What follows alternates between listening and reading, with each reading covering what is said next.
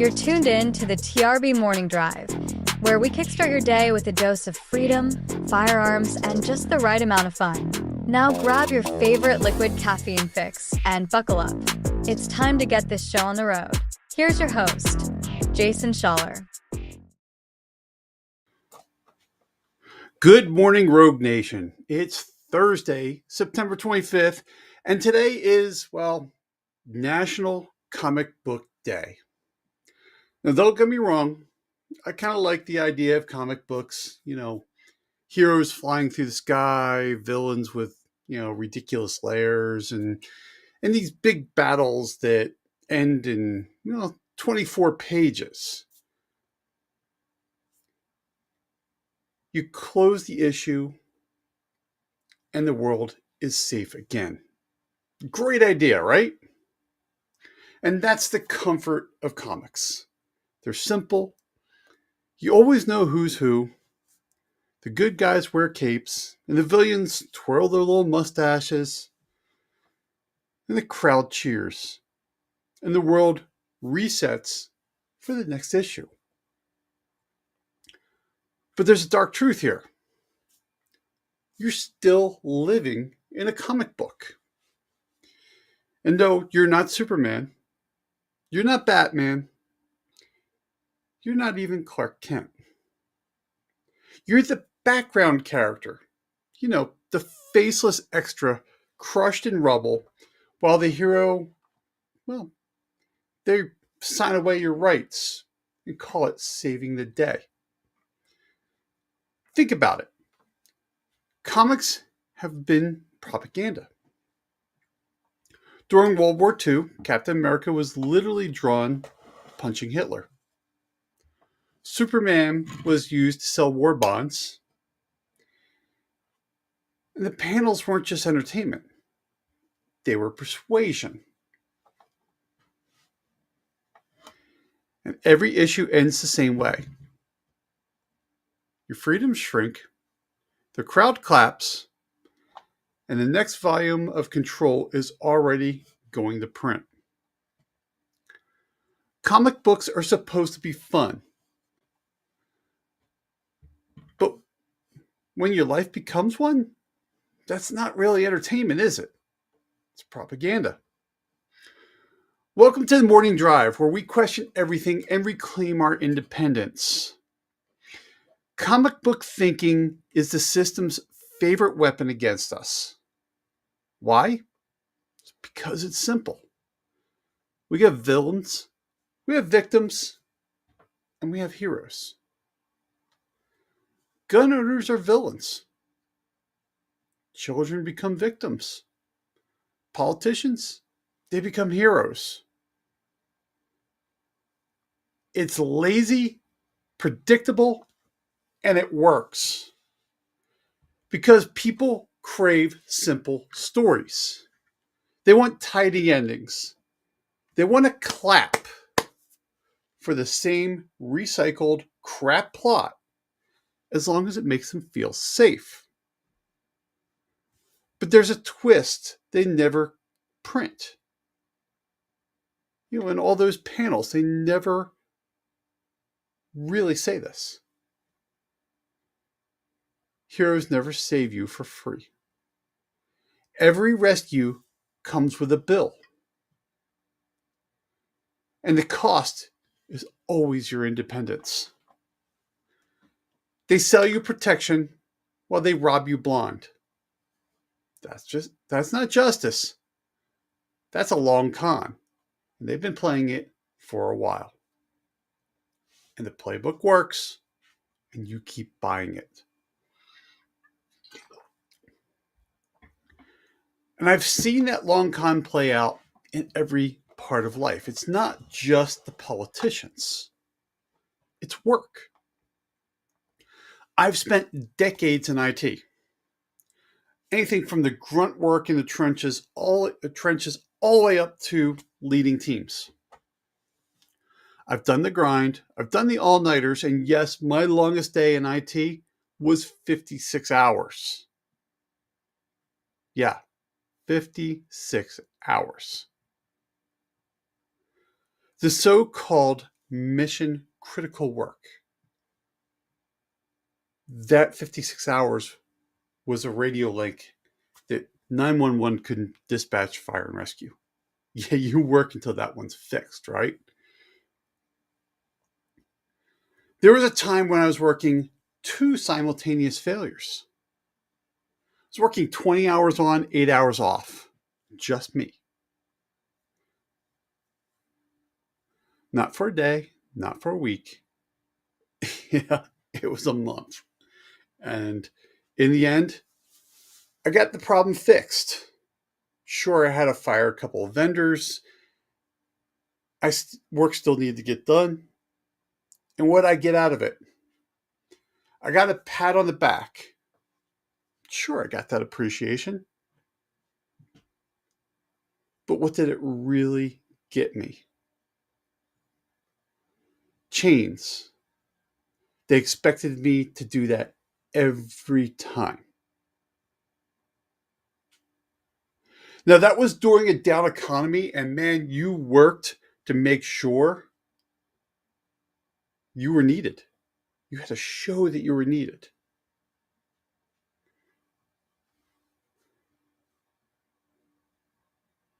But what did that work really buy me?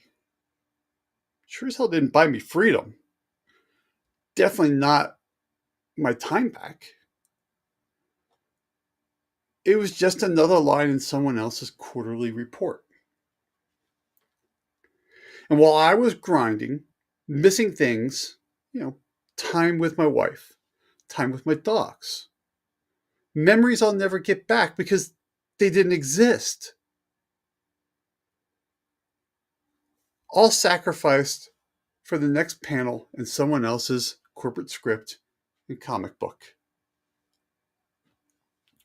I worked for an organization that thrived on mergers and acquisitions. I'd go into an organization that we were swallowing up. And all the IT people there were so happy. They thought bigger, more successful company coming in meant a brighter future. But I knew the truth the whole time I was there.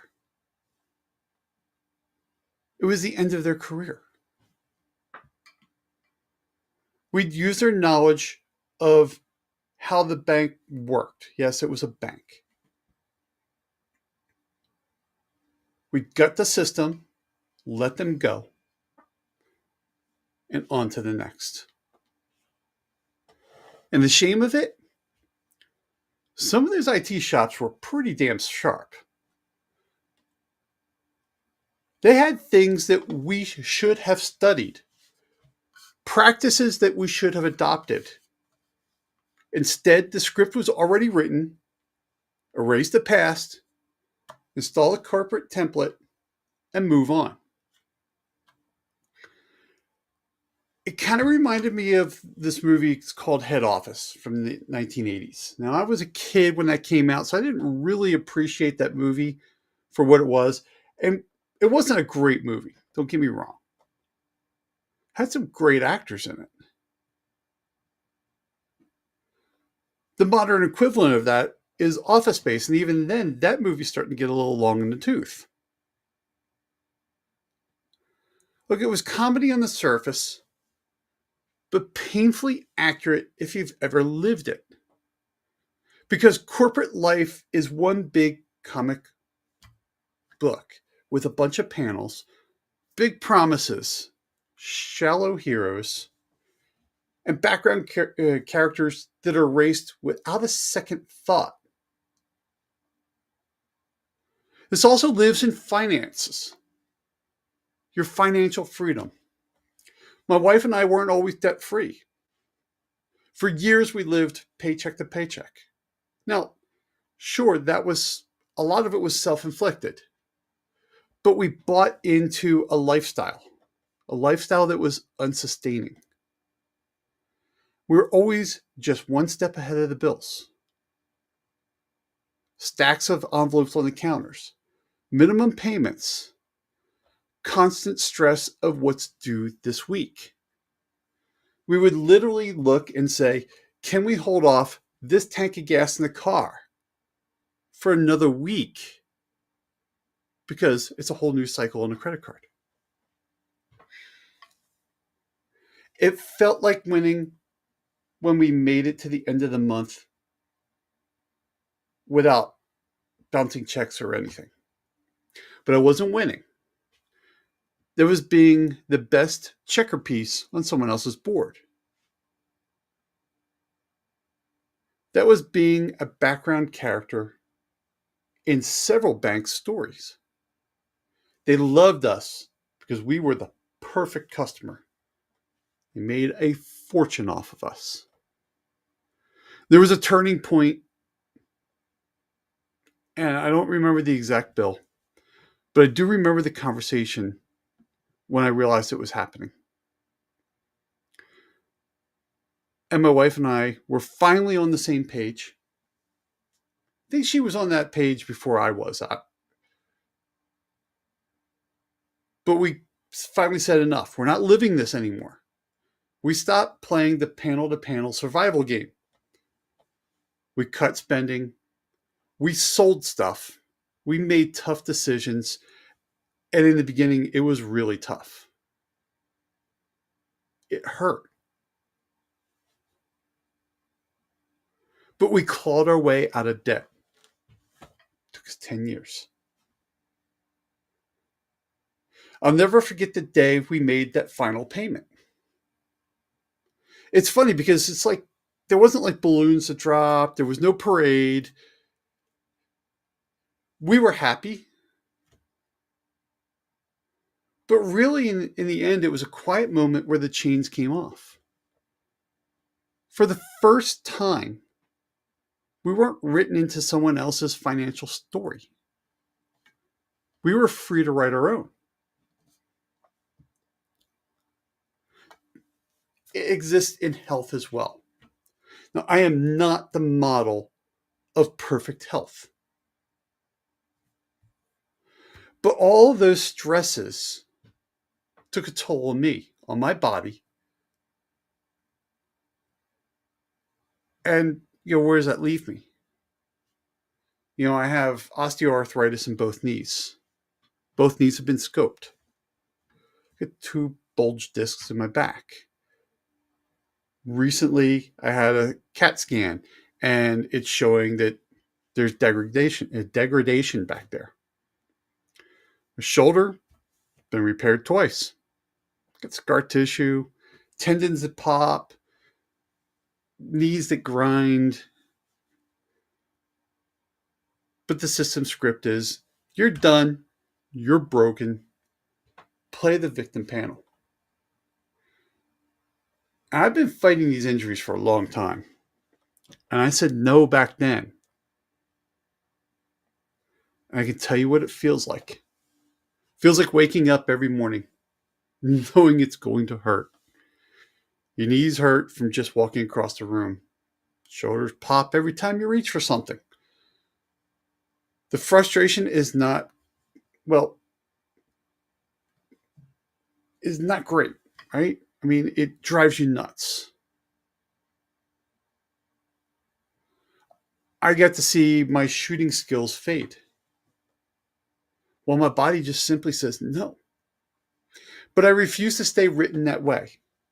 That's why I'm in the middle of my comeback challenge. It's not easy. Someday, therapy feels like punishment.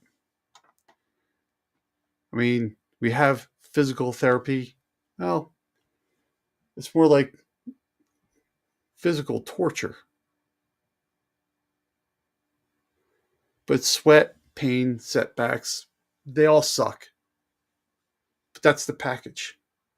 But the truth is that 5 moves later, I feel stronger, more confident, more alive. Not fixed, not perfect, but free. Hey, Foss, what is going on, brother? It has been a minute since I've seen you. Thanks for joining us this morning. But look, I'm free because I chose to fight back. Free because I picked up the pen and started writing my own story, instead of letting pain write it for me. Don't get me wrong, there are some days that pain writes it for me. but I'm fighting those. Work, money, health. Those are the panels that are always written to make me a background extra. But I stopped reading their comic and I started writing my own. And like every con, it only works when you keep turning the page. Hey, shooting gallery, what's going on, Joe? Hey, thanks for joining us this morning. So here's the truth. You're part of the Rogue Nation. You understand that these panels are a distraction. The real story is hiding in the gutters between them. So let's flip through this week's issue together. Page 1. YouTube demonetizes gun creators. Hickok 45, Demolition Ranch. Well, Demolition Ranch doesn't even exist anymore. Autumn's Armory. Oh, how can we even think of having a little girl shooting a gun on videos? 2A boys, I'm sure they're not far behind. In the panel, it looks like policy enforcement. Drawn neatly, framed in fairness, but in the gutter, it's about starving a culture.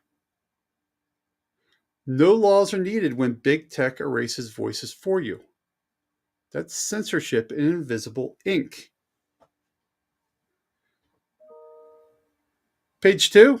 Hey, we've got things like the Illinois ammo registry. That panel shows politicians holding hands of kids and promising safety.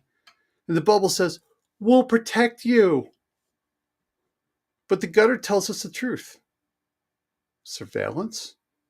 Every box of ammo tracked. Every purchase logged. It's not about this year's shooting. It's about building a database for tomorrow's confiscation. At page 3, we got good old California reviving body armor bans. Now, this panel is completely laughable, right? A cartoon villain wearing body armor. Citizens cheering as the law saves them. Caption: only villains need armor. But in the gutter, the heroes, cops, politicians, private security, they all get to keep their armor. You're stripped bare. That's not safety. That's submission. And submission is always the first panel of the next issue.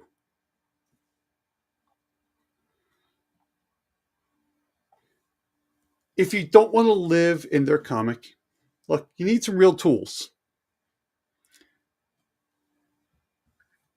We try to bring them to you as best as we can, but we need your help. Head over to trb.fyi/az before your everyday shopping over at Amazon. A small portion of your purchase will come back to the show, and it won't cost you 1 penny more. You don't need a cape. You don't need a mask. It just delivers impact. It delivers this message. Also, check out trb.fyi/boomlube. That's Aegis Gun Care. Use Boomlube to keep your kit sharper. And it'll be sharper than the lines in the print.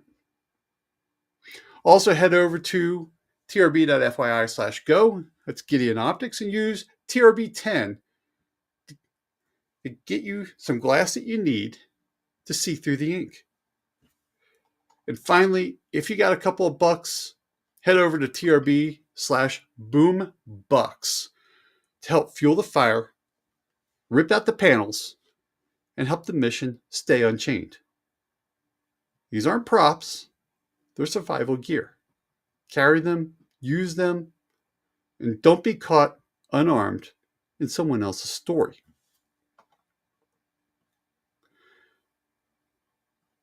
Now, you've seen the panels, so let's step back. Each move feels like isolation. Policy here, regulation there, a demonetization notice on some guy's channel. This is a Rolls-Royce moment. A Rolls-Royce isn't impressive because of one shiny part. It's impressive because of 1,000 tiny parts. Every stitch, every seam, every joint is hand-fitted and polished into one seamless machine. And that's how control works. We demonize gun owners. We starve a culture. We track every round. We strip the armor. Every stitch is a regulation and every seam is a restriction. Every hidden screw, another lock on your freedom. One by one, you didn't notice them, but together, you're strapped into the back seat of a machine engineered to take you exactly where they want you to go. And here's where it gets personal again. Because these aren't just abstract panels. They're lived stories. They're your stories. They're my stories. I've seen work strip freedom from people when corporate scripts erased entire careers. I've seen financial freedom stolen when banks keep us chained to debt. I've seen health freedom threatened when pain tried to sideline me. And what was their fix? More meds. I said no. I'm going to do this one the hard way. And I've been doing it the hard way for years. But I've also seen how to flip the page. Going debt free, not easy. Trust me, it sucks, but the journey's worth it. Training again, something I'm doing. And I'm still here behind this mic. Definitely something worth doing. The system wants you stuck as a faceless extra. But real independence is about grabbing the pen back. And every time you make a choice of freedom, whether it's financial, physical, cultural, whatever, you're redrawing the panels yourself. So here's the takeaway, Rogue Nation. Comic books belong on your shelf, not in your headlines. Heroes versus villains is fun on the page, but it's fatal when you see how they sell every new power grab. Don't clap for the panels. Don't cheer for the heroes. Watch the strategy, tear the script, and write your own. Because if you don't, every issue ends the same. Your freedoms shrink, the crowd claps at it, and the next volume of control is already going to print. And if you let them keep writing, you're never going to be the hero. You're always the background extra. Live free, train smart, question everything. Train, build, reclaim. You're not alone. You're part of the Rogue Nation.